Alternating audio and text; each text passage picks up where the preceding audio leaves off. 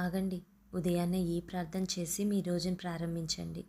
అత్యున్నత సింహాసనం మీద ఆసీనుడవైన తండ్రి, గడిచిన కాలమంతా మమ్మల్ని నీ యొక్క రెక్కల చాటున భద్రపరిచి కాచి కాపాడినందుకు స్తోత్రములు నాయన. ఈ నూతన దినమును మా అందరికీ దయచేసినందుకు స్తోత్రములు. ఈ ప్రార్థనలో ఏకీభవించిన ప్రతి ఒక్కరిని ఈ క్షణమే తాకండి. వాళ్ళని జ్ఞాపకం చేసుకోండి ప్రభువా. వారు వెళ్ళే ప్రతి ప్రయాణాల్లో వాళ్ళ రాకపోకలందంతటా కూడా మీ కృపా కనికరాన్ని వారి మీద ఉంచండి. ఎవరైతే జాబ్స్కి, వ్యాపారాలకి, స్కూల్స్కి, కాలేజెస్కి వెళ్తున్నారో వాళ్ళందరికీ మీరు తోడుగా ఉండండి ప్రభువా. ఎవరైతే అనారోగ్యంతో బాధపడుతున్నారో వాళ్ళు నీ క్షణమే తాకి సంపూర్ణ స్వస్థతను దయచేయండి. నిరాశతో ఉన్న వారికి ఆశను దయచేయండి ప్రభువా.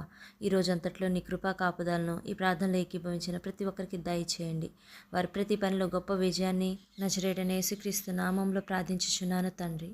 అలాగే ఇలాంటి ఆశీర్వాదకరమైన వీడియోలు ప్రతిరోజు వినాలి అనుకుంటే నా YouTube channel mercy with Jesus official తెలుగుని ఇప్పుడే సబ్స్క్రైబ్ చేసుకోండి.